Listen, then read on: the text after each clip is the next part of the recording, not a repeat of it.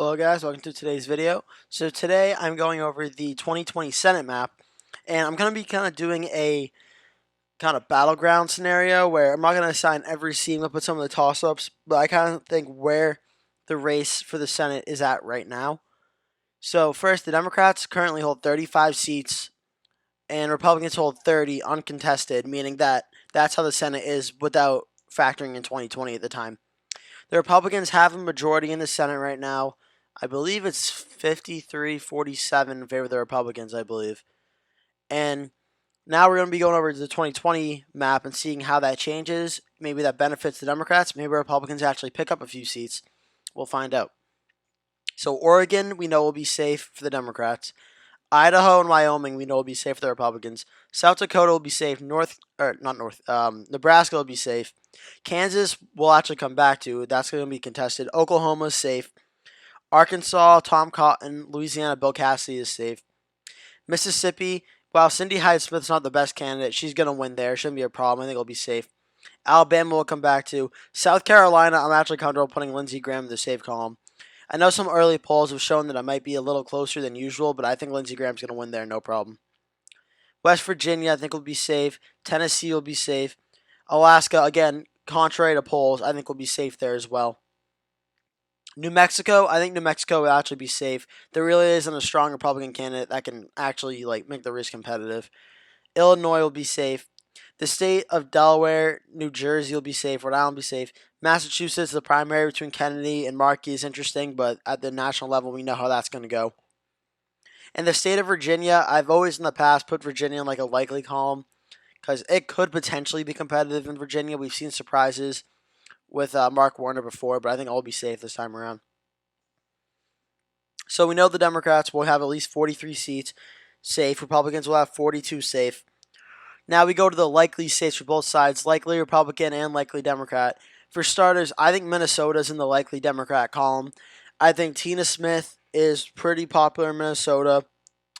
Her Republican candidate, for his name, Jason Lewis, I think it is. Jason Lewis is probably one of the better Republican candidates in Minnesota for this seat, but he'll make it closer. I don't think it'll be enough to actually beat Tina Smith, though. The state of New Hampshire, Jeanne Shaheen.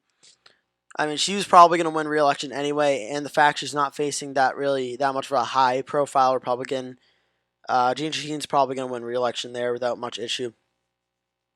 Michigan, I actually feel comfortable putting it in the likely column. I thought that John James maybe could have made this race competitive, but to be quite honest, we haven't really seen it so far. Gary Peters is beating him both in fundraising and in polling, so I really don't see much of a chance of John James winning against Gary Peters in Michigan.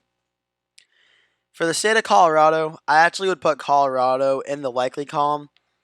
However, it is a flip, so for now I'm going to put it in this navy blue color. This navy blue color in navy blue for the Democrats and like maroon for the Republicans indicates a flip in the Senate. And I think that Cory Gardner he won last time around. He's one of the best campaigners, but to be completely honest, Cory Gardner, he won in 2014 with a plurality of the vote in an anti-Obama year. Colorado's been trending blue every single election cycle since then. Cory Gardner really doesn't have much of a chance, especially against John Hickenlooper, a popular governor. Now, the state of Texas, I put in the likely column. John Cornyn is more popular than Ted Cruz is. He's more popular than President Trump. He won the Hispanic vote back in 2014. MJ Hagar, who will be his opponent, is not popular enough to drive out support like, say, Beto O'Rourke or one of the Castro brothers. So I think Texas will be likely. Kansas, I think Kansas will be likely at the end of the day. It depends on whether it's Chris Kobach or Roger Marshall. If it's Marshall, I could easily see the seat being safe. If it's Kobach, I would start it in the Lien Republican column for now. I still think he holds on to it because national politics for Senate's a lot different than governor. I still think Kobach would win. However, I think it would be a lot closer if it was Kobach instead of Marshall. So it could be safe, it could be Lien, so I'll put it likely in the middle for now.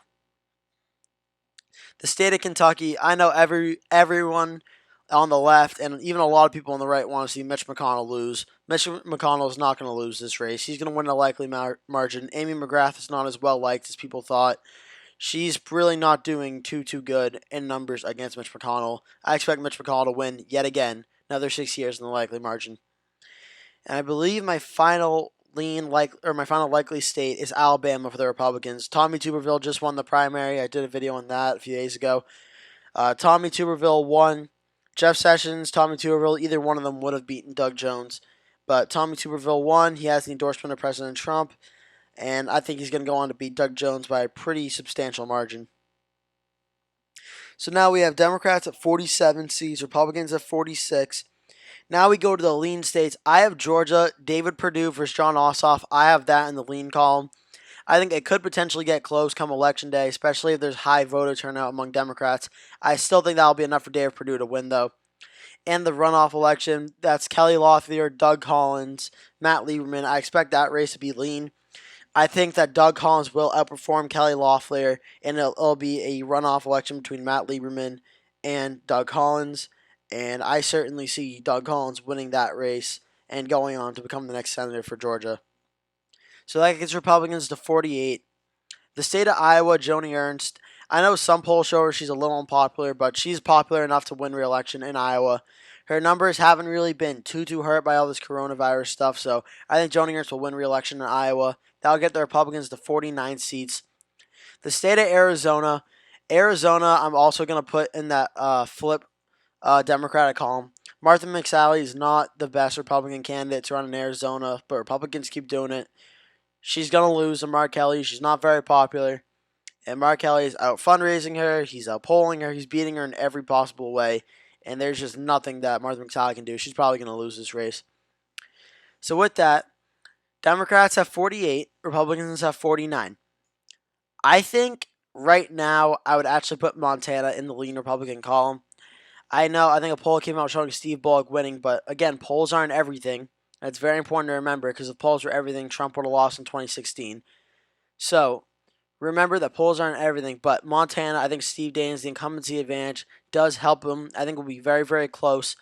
I do think Montana will stay in the Republican columns. That gets the Republicans to 50.